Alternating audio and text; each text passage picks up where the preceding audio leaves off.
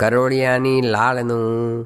સ્વામિનારાયણ હરે સંવત 1882 push સુધી ચોથને દિવસ સ્વામી શ્રી સહજાનંદજી મહારાજ શ્રી વરતાલ મધ્યે શ્રી લક્ષ્મીનારાયણના મંદિરની આગળ મંચ ઉપર વિરાજમાન હતા ને સર્વ શ્વેત વસ્ત્ર ધારણ કર્યા હતા ને પોતાના મુખારવિંદની આગળ મુનિ તથા દેશ દેશના હરિભક્તની સભા ભરાઈને બેઠી હતી અને મુનિ દુક્કડ સરોદા લઈને કીર્તન ગાવતા હતા.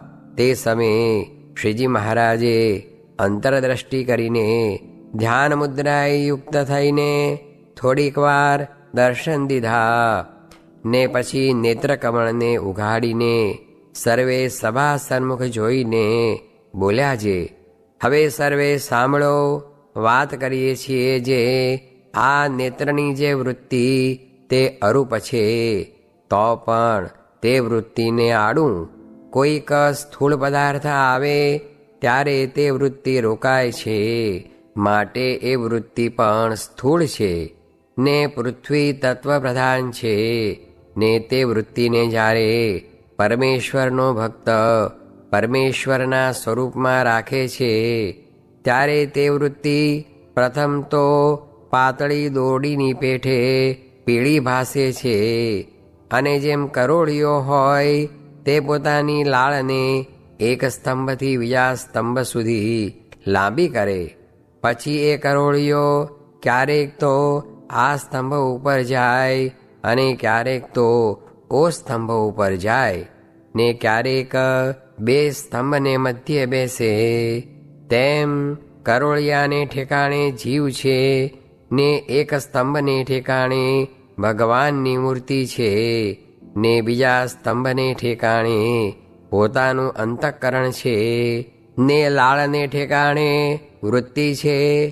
તે દ્વારે કરીને ધ્યાનનો કરનારો જે યોગી તે ક્યારેક તો ભગવાનના સ્વરૂપ સંગાથે સંલગ્ન થઈ રહે છે અને ક્યારેક તો અંતઃકરણને વિશે રહે છે ને ક્યારેક તો અંતઃકરણને ભગવાન તેના મધ્યે રહે છે. એમ વર્તતા થકા પૃથ્વી તત્વ પ્રધાન એવી જે પીળી વૃત્તિ તે જ્યારે જળ તત્વ પ્રધાન થાય ત્યારે શ્વેત જણાય ને જ્યારે અગ્નિ તત્વ પ્રધાન થાય ત્યારે રક્ત જણાય ને જ્યારે વાયુ તત્વ પ્રધાન થાય ત્યારે લીલી જણાય ને જ્યારે આકાશ તત્વ પ્રધાન થાય ત્યારે શ્યામ જણાય. પછી પંચભૂતનું પ્રધાનપણું મટીને વૃત્તિ નિર્ગુણ થાય ત્યારે અતિશય પ્રકાશયુક્ત જણાય છે ને ભગવાનના સ્વરૂપને આકારે થાય છે. માટે એવી રીતે જે ભગવાનના સ્વરૂપમાં વૃત્તિ રાખતો હોય તેને અતિશય પવિત્રપણે રહેવું. જેમ દેવને પૂજવાને તત્પર થાય તે દેવ સરખો પવિત્ર થઈને જો દેવની પૂજા કરે ત્યારે તેની પૂજાને દેવ અંગીકાર કરે છે. તેમ પરમેશ્વરને વિશે વૃત્તિ રાખતો હોય તેને પણ સાંખ્યશાસ્ત્રની રીતે કરીને સ્થૂળ સૂક્ષ્મ ને કારણ એ ત્રણ દેહથી પોતાનું સ્વરૂપ ન્યારું જાણીને કેવળ આત્મારૂપ થઈને પરમેશ્વરના સ્વરૂપને વિશે વૃત્તિ રાખવી. પછી એમ વૃત્તિ રાખતા રાખતા જ્યારે વૃત્તિ ભગવાનના સ્વરૂપમાં લીન થઈ જાય એ જ ધ્યાન કરનારા યોગીને નિંદ્રા કહી છે. પણ સુષુપ્તિમાં લીન થવું એવી એ યોગીને નિંદ્રા હોય નહીં. ઇતિ વચનામૃતમ. એ રીતે વરતાળ પ્રકરણનું 8મું વચનામૃત જે તે થયું. આપણે તપાસ કરવો જે 1000 રૂપિયા મળે તેનું શું ફળ છે ને લાખ રૂપિયા મળે તેનું શું ફળ છે ને કરોડ રૂપિયા મળે તેનું શું ફળ છે. કેમ જે રોટલાથી તો વધારે ખવાતું નથી, માટે તેનો તપાસ કરવો ને પાછા વળવા શીખવું. સ્વામિનારાયણ હરે. સ્વામીએ વાત કરી જે મહારાજ ગમે એટલી પ્રવૃત્તિ કરાવતા તો પણ એક પડખે પુસ્તક નિરંતર રાખતા ને હરે હરે કરતા તે આપણને શીખવતા. અને મહારાજે કહ્યું હતું જે કેટલાક મોટા મોટાને તો પ્રવૃત્તિમાં ન ભળવું, કેમ જે પૂર્વે ઋષિ પ્રવૃત્તિમાં ભળ્યા તે આહ્નિક ભૂલી ગયા હતા, પછી વળી કોઈક વૃદ્ધ પાસેથી શીખ્યા ને તે પછી શાસ્ત્ર કર્યા. સ્વામિનારાયણ હરે સ્વામીએ વાત કરી જે વ્યવહાર માર્ગ તો કાંઈ કઠણ જ નથી, એ તો સૌને આવડે, પણ જ્ઞાન માર્ગ સમજવો ને એ માર્ગે ચાલવું એ જ કઠણ છે ને કરવાનું પણ એ જ છે. સ્વામિનારાયણ હરે સ્વામીએ વાત કરી જે ઉત્તમ તો શાસ્ત્રમાંથી સમજી લે ને મધ્યમ તો સાધુ થકી વાતે કરીને સમજે ને કનિષ્ઠ તો કાળે કરીને સમજે અને મુક્ત મુમુક્ષુ ને વિષયી એ ત્રણને ક્રિયા વિશે ભેદ છે ને કોઈ ક્રિયા કરવામાં પોતાને મૂંઝવણ થાય તો કહેવું છે મને કાંઈ બીજું બતાવો પણ મૂંઝાવું નહીં. સ્વામિનારાયણ હરે સ્વામીએ વાત કરી જે મહારાજ બેઠા બેઠા વાત કરતા હોય ને કેટલાક સૂઈ રહેતા, તેના પશ્ચાતાપ સારું તો જે જાગતા હોય તેને મહારાજ કેટલીક વાર મળતા, એમ શ્રદ્ધાવાળાને સુખ આપતા.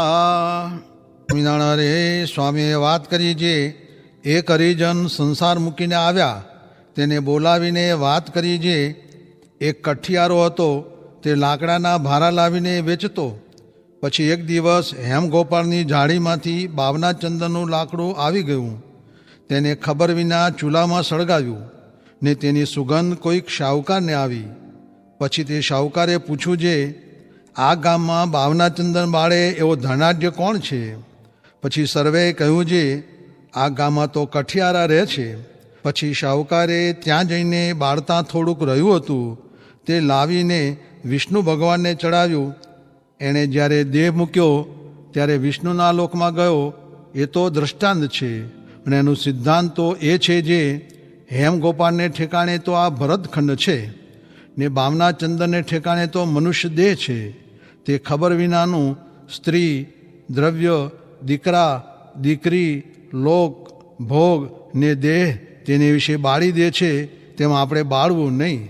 આપણે તો અર્થમ સાધયામી વા દેહમ પાતયામી એમ જ કરવું. એમ કહીને બોલ્યા જે કોટી જન્મ લગી રગડ હમારી વરુ શંભુ કે રહુ કુંવારી. એટલી વાત કરીને ઉઠ્યા.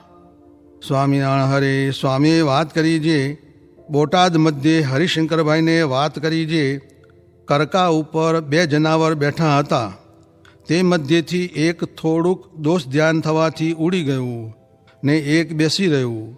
તેને જ્ઞાન થયાથી તથા પોતાની જોડે જનાવર હતું તેના ગુણ લીધાથી ને પોતાના દોષ સમજાણાથી મોક્ષ થયો ને ઉડી ગયેલા જનાવરને કરકામાં ગુણ ધ્યાન રહ્યાથી જન્મ લેવા પડ્યા. સ્વામિનારાયણ હરે સ્વામીએ વાત કરી જે જેને ભગવાન ભજવા હોય તેનાથી બધાયની મરજી રાખી શકાય નહીં, તેનાથી તો ભગવાનની મરજી સચવાય. સ્વામિનારાયણ હરે સ્વામીએ વાત કરી જે બજારમાં ને પાડોશમાં વિષયના ઢોલ વાગે છે તે સાચવવું, નીકર નાક કપાઈ જશે. ઓલ્યા કેશોદવાળાને 60,000 દંડ ભરવો પડ્યો, તેની 60 બાયડી થઈ. તે એક કરી હોત તો ધર્મ ન લોપાત, માટે ધર્મ લોપે આમ થાય છે. માટે ધર્મ રાખીને પ્રભુ ભજવા. અને મોટો અન્નકૂટ કર્યો ત્યારે ભક્તિ માતાએ પ્રત્યક્ષ દર્શન આપ્યા. ત્યારે બાયું કહે મહારાજ આ ભક્તિ માતા આવ્યા છે. ત્યારે કહે રાખો ને જાઓ કહો જે રહેશો. પછી એમ કહ્યું એટલે કહે હું તો પતિવ્રતા છું, તે જો ધર્મ રાખો તો હું રહું. પછી મહારાજ કહે જો ધર્મ રાખશો તો ભક્તિ રહેશે. માટે આપણે પણ સૌ ત્યાગી ગ્રસ્ત જો ધર્મ રાખશું તો ભક્તિ રહેશે, એમ સિદ્ધાંત છે. સ્વામિનારાયણ હરે સ્વામીએ વાત કરી જે માન, કામ, ક્રોધમાં જીવ ભરાઈ રહ્યો છે, તેણે શું ભગવાન ભજાય છે? ને ગ્રામ્ય વાર્તાનું કહ્યું છે. ગ્રામ્ય વાર્તા 3 જણ હતા તે કરતા.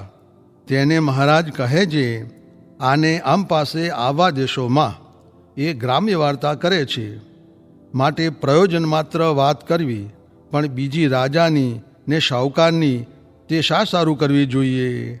ભગવાન વિના વાત કરવી ને ભગવાનની સ્મૃતિ વિના ખાવું એ ધૂળ જેવું છે. માટે સાધુનો સમાગમ કરીને કામ, દેહાભિમાન ને ક્રોધ એ ટાળવા